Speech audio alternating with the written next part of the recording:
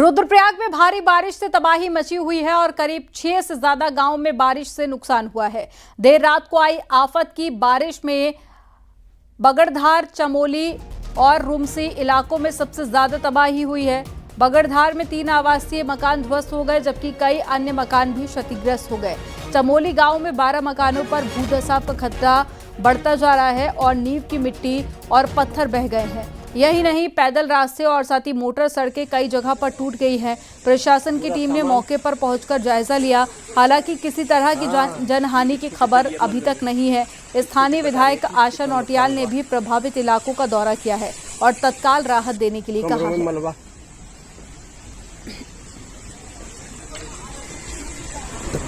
2-3 मकान ध्वस्त हो गए और उसके बाद एक डेढ़ घंटे के बाद फिर दोबारा से और कुछ मकानों के आंगन वगैरह, सीढ़ियां और मतलब जो छोटे किचन वगैरह बने थे वो भी ध्वस्त हो गए और सब जो है रास्ते भी ब्लॉक हो गए, टूट गए और पानी के लाइन भी टूट गए।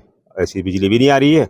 ब्याज रात तो बरखा बहुत ज्यादा हुई और 12 बजे एक इंच गौशाला टूटी और गौशाला भी ना हम एक भीतर से यहाँ था। जब हिला नहीं तो हम बाहर भागिन, तो हम थोड़ा अपना बचना दूसरा कमरा पर चलिन। थोड़ा देर यकीन तो फिर दूसरे मकान भी टूटी, अगने चौक भी टूटी, सीढ़ी भी टूटी। तमाम आने जाने के लिए थोड़ा सा रास्ता बन जाए। बहुत ज्यादा रास्ते भी खत्म है, कहीं आने जाने के लिए नहीं है। तो ये तमाम चीजें जिलाधिकारी महोदय को भी हमने बता दी और विभाग यहाँ पर पहुंचे हुए हैं। सभी तो अपने अपने विभागों की यहाँ पे सूचना ग्रहण कर रहे हैं और उसके बाद यहाँ पे व्यवस्थाओं में जुटे हुए हैं। रुद्रप्रयाग जनपद है, उससे कई गांव में भारी तबाही मची है। अभी हम जहां खड़े हैं ये बगड़तोक है और ये चमेली ग्राम सभा पड़ता है। आप देख सकते हैं यहाँ पे क्या स्थिति कल बारिश से हुई है और नीचे जो मकान है वो पूरी तरह धंस चुके हैं। ये देख सकते किचन है, ये किचन का पूरा हिस्सा जो है ये क्षतिग्रस्त हो चुका है और अंदर पूरी तरह खाली कर दिया गया है। इसके साथ ही यहाँ बगल में अभी आपको दिखाएंगे हम मकान है जो पूरी तरह से क्षतिग्रस्त हो चुके हैं। मकान 2 मकान ये दिखाए जा रहे हैं। लगभग 2 से 3 मकान यहाँ पर ऐसे बताए जा रहे हैं कि जिनका नुकसान हुआ है, जो क्षतिग्रस्त हो चुके हैं। आप बगड़धार से न्यूज़ 18 के लिए मैं संदीप भटकोड़ी। उत्तरकाशी में यमुनोत्री हाईवे को बंद कर दिया गया है और फूलचट्टी के पास में यमुनोत्री हाईवे के हालात बेहद खराब हो गए हैं और हाईवे का करीब 30 मीटर हिस्सा धंस गया है। बड़ी बड़ी दरारें रोड पर आ गई हैं और इसकी ताज़ा तस्वीरें हम आपको न्यूज़ 18 पर दिखा रहे हैं। पूरी रोड यहां पर भूधंसाव की जद में आ गई है। इलाके में हुई ताज़ा बारिश के बाद में यमुनोत्री हाईवे के ये हालात हैं, लिहाजा यमुनोत्री हाईवे को पूरी तरह से बंद कर दिया गया है।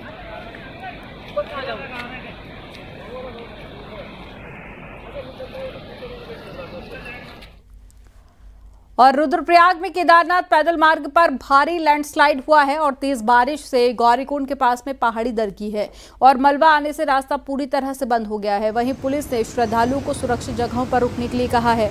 पैदल रास्ते को खोलने का काम जारी है।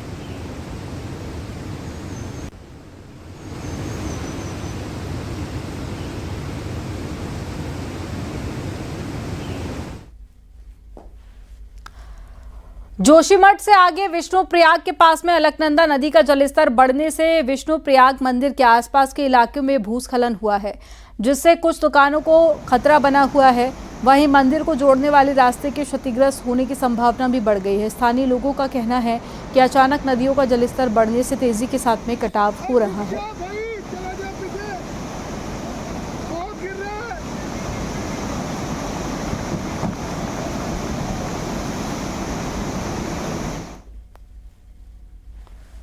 मुख्यमंत्री पुष्कर सिंह धामी ने करगिल विजय दिवस के मौके पर भारतीय सेना के शौर्य को नमन करते हुए शहीद सैनिकों को श्रद्धांजलि अर्पित की। सीएम धामी ने कहा कि उत्तराखंड वीर भूमि है, जहां हर पीढ़ी से देश सेवा में वीर सपूत आगे आते हैं। करगिल युद्ध में भी राज्य के अनेक जवानों ने प्राणों की आहुति दी थी। उन्होंने कहा है कि सैनिकों और उनके परिजनों के कल्याण के लिए राज्य सरकार पूरी तरह से प्रतिबद्ध है। वहीं सरकार की तरफ से परमवीर चक्र विजेताओं की अनुदान राशि अब 1.5 करोड़ कर दी गई है और अभी तक राज्य सरकार परमवीर चक्र विजेताओं को 50 लाख रुपए का अनुदान देती है। इसके अलावा उन्हें वार्षिक अनुदान राशि के रूप में 3 लाख रुपए मिलते रहेंगे। हमारे जो वीर जवान थे उनके बलिदानियों को मिलने वाली अनुग्रह राशि को हमने 10 लाख रुपये से बढ़ाकर 50 लाख रुपये किया है। इसी प्रकार परमवीर चक्र विजेताओं को 50 लाख रुपये से बढ़ाकर 1.5 करोड़ रुपया करने का भी हमने ये घोषणा की थी और उसका आप शासनादेश कर दिया है। इसी प्रकार आज जगह जगह पर हमारे सैनिक विश्राम गृह हैं, ACHS के केंद्र हैं, सैनिकों के कल्याण के लिए अनेक प्रकार के कार्यक्रम हम चला रहे हैं। बड़े मंदिरों में पूजा करवाने के नाम पर सोशल मीडिया में फर्जीवाड़ा चल रहा है। ताजा मामला बद्रीनाथ का है, जहां पर फर्जी वीडियो के बाद में बद्री केदार मंदिर समिति के कान खड़े हुए हैं। तो अब कार्रवाई की बात हो रही है, आपको रिपोर्ट दिखाते हैं।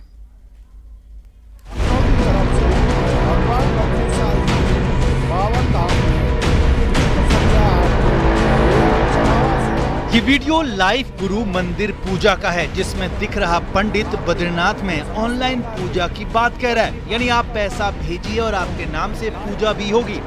इस फर्जीवाड़े पर जब बद्री केदार मंदिर समिति की नजर पड़ी तो समिति के कान खड़े हो गए, क्योंकि पैसे लेकर ऑनलाइन पूजा का कोई भी सिस्टम बद्री केदार मंदिर में नहीं है। खास बात यह कि पूजा करने का दावा करने वाले शख्स ने बद्री केदार मंदिर समिति का लोगो भी इस्तेमाल किया है, ताकि पैसा देने वाले के मन में कोई शंका न रहे। मंदिर समिति ने इसकी शिकायत अब पुलिस में की है, तो पुलिस भी कार्रवाई का भरोसा दे रही है। बद्रिकाश्रम में जो भी पूजा पद्धति होती है, कोई भी पूजा पाठ होते हैं, वो ऑनलाइन नहीं होते हैं। और आजकल सोशल मीडिया पर बहुत से लोग इसका दुरुपयोग कर रहे हैं और बद्रीनाथ में किसी भी प्रकार से ऑनलाइन पूजा नहीं होती है। एक ऑनलाइन वेबसाइट के माध्यम से लोगों को मंदिर में पूजा अर्चना के नाम पर ठगी की जा रही है। इस मामले में पुलिस ने इसका संज्ञान ले लिया है और इसमें आगे हम लोग जांच कर रहे हैं। मेरी सभी श्रद्धालु जनों से भी अपील है कि ऐसे किसी भी ऑनलाइन ठगी का आप लोग शिकार न हो। बद्रीनाथ केदारनाथ मंदिर समिति साफ कर चुकी है कि ऑनलाइन पैसा लेकर इन दो मंदिरों में कोई पूजा नहीं होती। बद्रीनाथ जैसा ही फ्रॉड हाल ही में महाराष्ट्र के शनि शिंगणापुर मंदिर में हुआ, जिसके बाद ऐसा करने वालों पर कार्रवाई की गई। वैष्णो देवी मंदिर में भी घर बैठे ऑनलाइन पूजा करवाने की कोई व्यवस्था नहीं है, जबकि वाराणसी के काशी विश्वनाथ मंदिर में पैसा देकर ऑनलाइन पूजा करवा सकते हैं। वहीं तिरुपति बालाजी और उज्जैन महाकाल में भी ऑनलाइन पूजा करवाने का सिस्टम नहीं है। मतलब ये कि आपको भी अगर कोई मंदिर में घर बैठे पूजा करवाने का वीडियो दिखाता है तो एक बार मंदिर की ऑफिशियल वेबसाइट जरूर चेक कर लें, ताकि आप पूजा के नाम पर ठगे ना जाएं। जोशीमठ से नितिन के साथ दीपांकर भट्ट, न्यूज़ 18 देहरादून।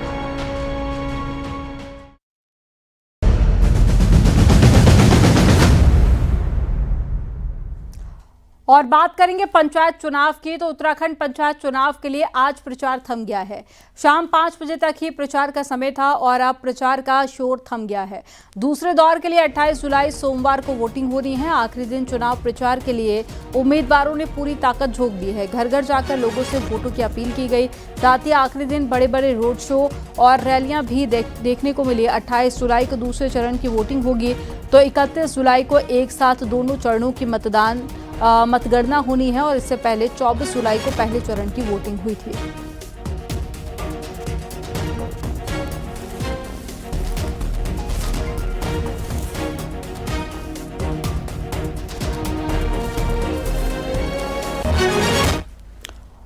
उत्तराखंड में पंचायत चुनाव के लिए चुनाव प्रचार पूरी तरह से थम चुका है, लेकिन इस चुनाव प्रचार के थमने से पहले कुमाऊं के सबसे बड़े शहर हल्द्वानी के आसपास मौजूद गांव की सड़कों पर कैंडिडेट्स का शक्ति प्रदर्शन देखने को मिला। बीजेपी समर्थक उम्मीदवारों ने रोड शो में अपना जोर दिखाकर अपने प्रत्याशी का दबदबा दिखाने में कोई कोर कसर नहीं छोड़ी। समर्थकों के साथ में प्रत्याशी और बड़े नेता भी जोश में नजर आए। सांसद अजय भट्ट भी इस रोड शो में शामिल हुए।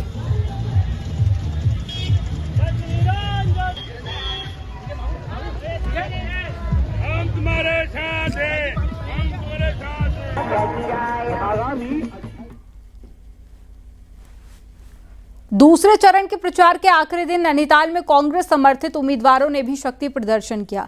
नैनीताल में कांग्रेस उम्मीदवारों ने समर्थकों के साथ में रैली निकाली, वोट देने की अपील की और इस दौरान पूर्व विधायक संजीव आर्या के साथ में कई अन्य कांग्रेस के नेता भी शामिल हुए और कांग्रेस समर्थित उम्मीदवार को वोट देने की अपील की।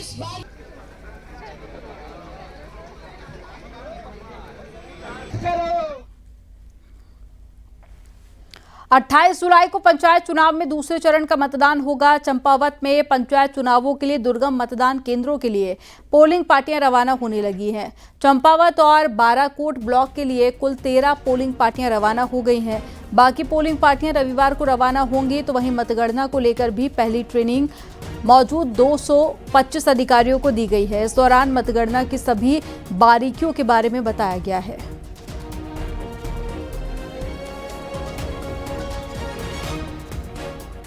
इसमें जो दूरस्थ क्षेत्र हैं जिनमें हमें टीम को डिप्यूट करना था, उनके लिए आज हमारी कुल 13 टीमें, जिसमें 11 टीमें चंपावत की और 2 टीमें बाराकोट की, आज अपने गंतव्य के लिए मूव कर गई हैं। और अभी जो हमारे पास सूचना है, इसमें से कई सारी टीमें पहुंच भी गई हैं।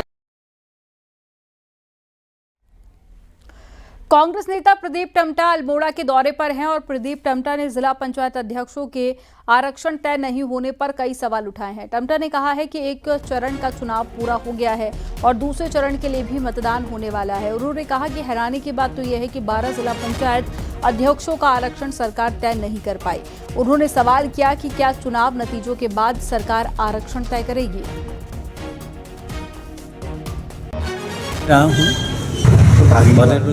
लेकिन 12 जिला पंचायत के अध्यक्ष की चुनाव होने के बाद भी किसी को पता नहीं है कौन सीट सामान्य होने जा रही है, कौन सीट महिला होने जा रही है, कौन सीट आरक्षित समुदाय के लिए आरक्षित होगी। क्या सरकार संवैधानिक तार मर्यादाओं को जिस तरह इसने पंचायती चुनाव में किया है। पंचायत चुनाव के लिए प्रचार खत्म हो चुका है, लेकिन सियासत चालू है। कांग्रेस का आरोप है कि जीत के लिए बीजेपी आतंक और षड्यंत्र कर रही है। तो बीजेपी ने आरोपों को नकारते हुए तंज कसा कि घर में बैठकर चुनाव नहीं जीते जाते। आपको रिपोर्ट दिखाते हैं।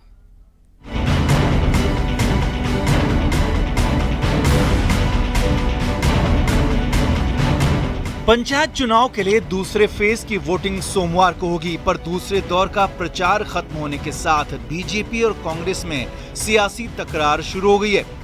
कांग्रेस के मुताबिक बीजेपी और निर्वाचन आयोग ने अब तक पूरा गेम फिक्स किया है। पहले 6 महीने की देरी की गई, फिर 2 बार प्रोग्राम बदला गया और इतना नहीं, चुनाव में ड्यूटी की गोपनीय लिस्ट आउट कर दी गई। तो ऐसा करने वाले अफसरों पर कोई कार्रवाई नहीं हुई।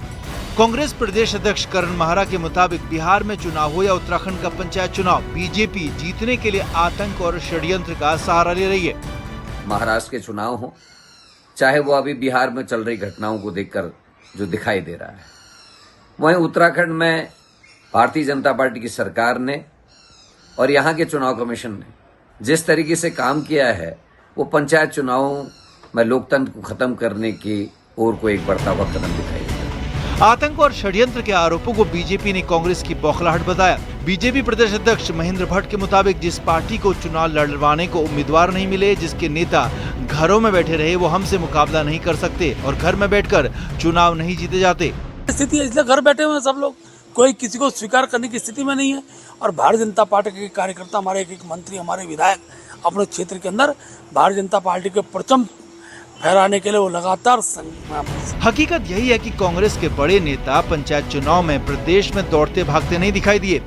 नतीजा ये कि जो कांग्रेस आतंक और षड्यंत्र की बात पर पंचायत में बीजेपी को घेरना चाहती है, उसने घर बैठे होने की बात कहकर कांग्रेस नेताओं की दुखती रग पर हाथ रख दिया।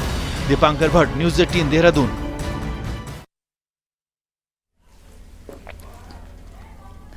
राजस्थान में एक स्कूल की छत गिरने से हुए हादसे के बाद में केंद्र सरकार ने सभी राज्यों और केंद्र शासित प्रदेशों को निर्देश जारी किया है। केंद्रीय शिक्षा मंत्रालय की तरफ से जारी निर्देश में सभी स्कूलों का सेफ्टी ऑडिट करने के लिए कहा गया है। साथ ही साथ स्कूलों में छात्रों के लिए बेहतर सुविधाएं मुहैया कराने के लिए कहा गया। हालांकि उत्तराखंड में मुख्यमंत्री पुष्कर सिंह धामी एक दिन पहले ही शुक्रवार को ही इसका आदेश दे चुके हैं। शनिवार को केंद्र सरकार का निर्देश आया, जबकि शुक्रवार को ही सीएम धामी ने राज्य के सभी स्कूलों में सेफ्टी ऑडिट के निर्देश दिए।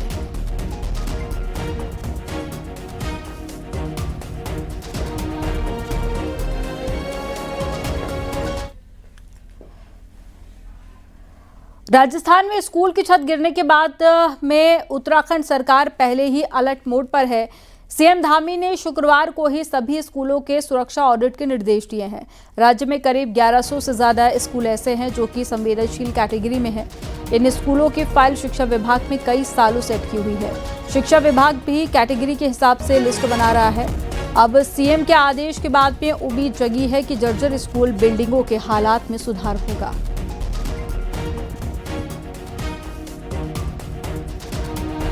नौनिहाल हमारे विद्यार्थी, छात्र छात्राएं, हमारे बच्चे जिन भवनों में भी स्कूल में जाते हैं, मैंने कहा है कि वर्षा काल में क्योंकि कभी भी कोई खतरा न हो, इसके लिए उनका ऑडिट किया जाना चाहिए, उसकी ठीक प्रकार से जांच की जानी चाहिए। यदि सुरक्षित नहीं है तो उन स्कूलों में बच्चों को नहीं भेजा जाए। विभाग जो है शीघ्र जितने भी जर्जर विद्यालय हैं उनको ठीक कराए, उनकी जो है मरम्मत कराए और इस संबंध में अध्यापकों के द्वारा भी समय समय पर विद्यालय की स्थिति से जो है विभाग को अवगत कराया गया है।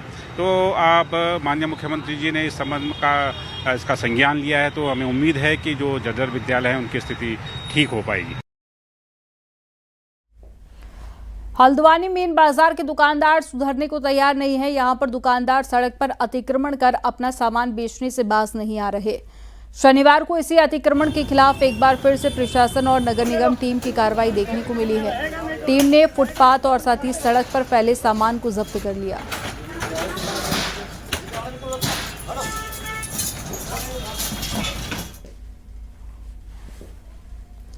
धर्मेंद्र कुमार सिंह उत्तराखंड जल संस्थान के नए चीफ बने हैं। सचिव शैलेश बघोली ने चीफ जनरल मैनेजर यानी कि सीजीएम का आदेश जारी किया है। चार्ज लेने के बाद में धर्मेंद्र सिंह ने कहा है कि उनकी प्राथमिकता साफ और क्वालिटी पानी की सप्लाई की होगी। इसके लिए पूरे प्रदेश में वाटर क्वालिटी चेक की 27 लैब को ठीक किया जाएगा।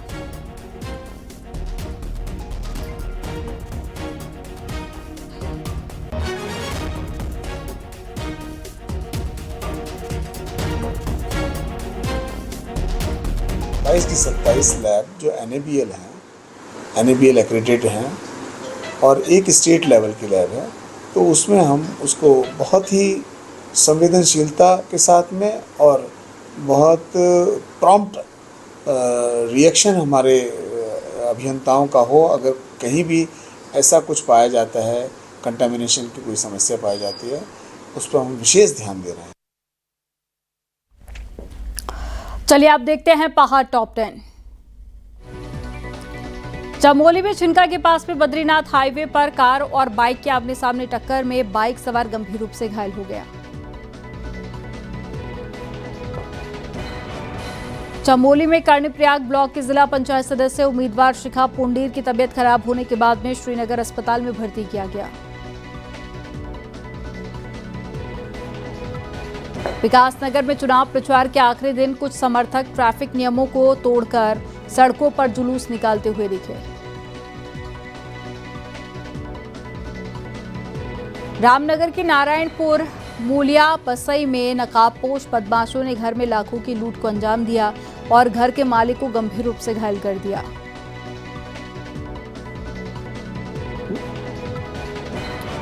हरिद्वार में कोऑपरेटिव बैंकों में खराब परफॉर्मेंस वाले खानपुर और बहादुराबाद ब्रांच के मैनेजर को सस्पेंड किया गया, जबकि 8 मैनेजर की सैलरी रोकी गई।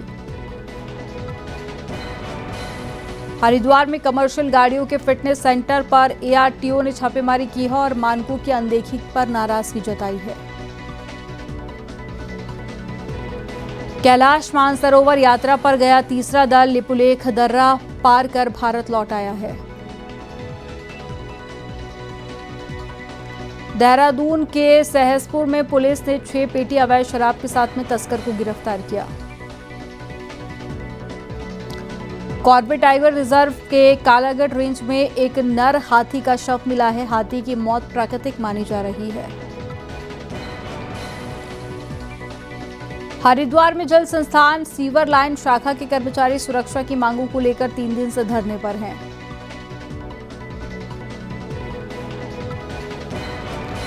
उत्तराखंड के वरिष्ठ IFS अधिकारी और साथ ही फिलहाल हल्द्वानी में वेस्टर्न सर्कल के कंजर्वेटर पद पर तैनात विनय भार्गव पर भ्रष्टाचार के आरोप लगे हैं। विनय भार्गव साल 2019 से लेकर 2021 तक पिथौरागढ़ में डीएफओ रहे। इस दौरान उन्होंने मुंसियारी में इको पार्क का निर्माण करवाया, लेकिन रिजर्व फॉरेस्ट इलाके में हुए एक पक्के निर्माण को करने के लिए भार्गव ने ना तो शासन से कोई अनुमति ली और ना ही करोड़ों रुपए के काम में टेंडर प्रक्रिया का पालन किया। वहीं फॉरेस्ट वर्किंग प्लान के चीफ संजीव चतुर्वेदी की जांच में ये अनियमितता सामने आई, जिसके बाद में चतुर्वेदी ने इसकी पूरी जांच रिपोर्ट शासन को पेश की है, जिसके आधार पर वन सचिव आर.के. सुधांशु ने विनय भार्गव को कारण बताओ नोटिस भी जारी किया, जिसका उन्हें 15 दिन में जवाब देना होगा। हालांकि इस अनियमितता के मामले में भार्गव पर कार्रवाई तय मानी जा रही है।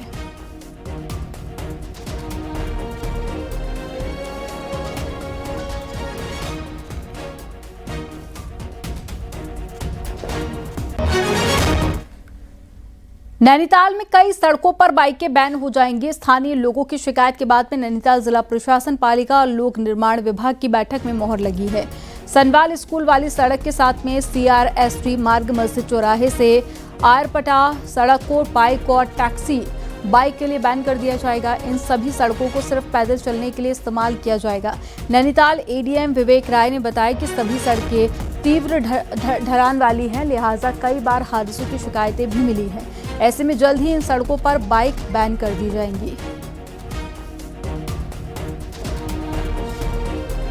वाल स्कूल से ऊपर को जो रास्ता जाता है वो CRST को जो मल्लीताल से रास्ता जाता है उस पर, साथ ही जो है आपका मस्जिद से औरम को जो रास्ता जाता है, आपका DSB से अंदर को जो रास्ता जाता है, ऐसे कई रास्ते निकल के आए जिसमें कि बाइकों की आवश्यकता नहीं। पैदल मार्ग हैं जिसमें बाइकें जा करके बुजुर्गों को परेशान घायल करते हैं, खुद भी घायल होते हैं। खास करके जो टैक्सी बाइकें हैं ऐसे मार्गों का अधिक उपयोग कर रही हैं।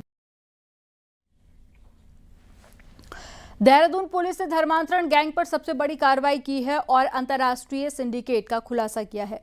पाकिस्तान और दुबई से फंडिंग के साथ साथ यूपी के छांगुर गैंग से भी इनका कनेक्शन मिला है। आपको रिपोर्ट दिखाते हैं।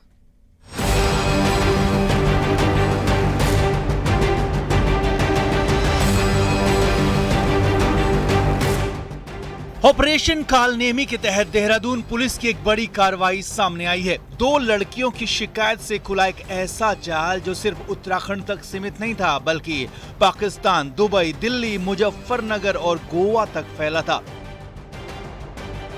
पहली पीड़ित रानी पोखरी की रहने वाली है। सोशल मीडिया के जरिए उसे अबू तालिब मुजफ्फरनगर से, अब्दुल रहमान सहसपुर, अयान और अमन दिल्ली, जबकि श्वेता उर्फ आयशा गोवा ने टारगेट किया। उसे धर्म बदलने, घर छोड़ने और दिल्ली ले जाकर निकाह कराने की योजना बनाई गई थी। गिरोह की मॉडस ऑपरेंडी बेहद संगठित और सुनियोजित थी। पूरे मामले में एक संगठित गिरोह सामने आया जो अंतर्राष्ट्रीय फंडिंग और डिजिटल नेटवर्क के जरिए धर्मांतरण को अंजाम दे रहा था। रिक्वेस्ट करती हूँ कि अपने बच्चों को धर्म से रिलेटेड नॉलेज दें, उनसे जुड़े रहिए, उनकी सारी जितनी भी अच्छी बुरी मतलब आदतें उन पे नज़र रखिए, कोई किसी गलत ट्रैप में ना फंसे। धर्मांतरण कराना, धर्मांतरण के डिस्गाइज में कोई उनको गलत मिसयूज़ करना, जैसे मैंने बताया कि ऐसे ब्रेन वॉश जो यूथ होता है उसका कहीं ना कहीं स्लीपर सेल के माध्यम से गलत यूज़ कर सकते हैं, कहीं किसी टेररिस्ट एक्ट में यूज़ कर सकते हैं और कहीं ना कहीं इनको धर्मांतरण को प्रमोट करने के लिए इनको कहीं ट्रैफिकिंग भी कर सकते हैं, जो विदेशों में लड़कियों को भेजने की अक्सर प्रायः देखने में सुनने में आती है। इस केस में दूसरी पीड़िता बरेली की रहने वाली है, जिसको जूम ऐप पर कुरान की शिक्षा, लूडो स्टार गेम के जरिए पाकिस्तान के मौलवी से संपर्क और फिर दुबई में रह रहे तहसीन और उसका साथी सुलेमान जो देहरादून का रहने वाला है, उसके जरिए धर्म परिवर्तन की साजिश रची गई। इस दौरान कश्मीर, पाकिस्तान, UK और इजिप्ट से जुड़े रिवर्ट टू इस्लाम ग्रुप्स में भी पीड़िता को शामिल किया गया। चौंकाने वाली बात यह है कि इस पूरे मामले के पीछे जिस नेटवर्क की पुष्टि हुई है उसका कनेक्शन यूपी के चर्चित छांगुर गैंग से भी जुड़ा है, जो पहले से कई धर्मांतरण मामलों में आरोपी है। जिसमें कि ये पता चला है कि जो गैंग है इस तरह से ऑपरेट करता है, जो कि इंस्टा के थ्रू और सोशल मीडिया के प्लेटफॉर्म्स के थ्रू ये ऑपरेट कर रहे हैं और इन्फ्लुएंस में लेकर बच्चों को, जो कि इंस्टा पर एक्टिव है, किसी वजह से या तो परेशान है या फिर कुछ एक्सप्लोर करना चाहते हैं या फिर कोई इसके बारे में जानना चाहते हैं। जब वो इस तरह की बातें देखते हैं तो फिर इंस्टा के थ्रू उनसे चैट करके और उसके बाद फिर धीरे धीरे उन्हें अपने देहरादून पुलिस ने आगरा पुलिस के साथ मिलकर अब तक अबू तालिब, अब्दुल रहमान, आयशा उर्फ कृष्णा सहित कई नाम चिन्हित किए हैं। कुछ पर गैर जमानती वारंट जारी हो चुके हैं, बाकी गिरफ्तारी के लिए टीमें गठित हैं। ऑपरेशन कालनेमी की ये कार्रवाई वर्चुअल दुनिया में चल रहे धर्मांतरण की उस साजिश का पर्दाफाश है जो अब अंतर्राष्ट्रीय स्तर पर ऑपरेट हो रहा है। डिजिटल ऐप, ऑनलाइन गेम्स और क्लासेस अब मासूम युवाओं के ब्रेन वॉश का जरिया बनते जा रहे हैं। देहरादून से न्यूज़ 18 के लिए सत्येंद्र बर्तवाल की रिपोर्ट।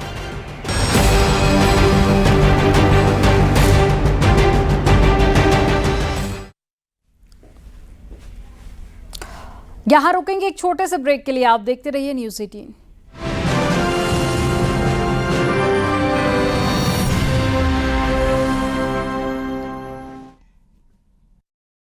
अगर दर्द से परेशान आप देख रहे हैं न्यूज़ 18 उत्तर प्रदेश उत्तराखंड।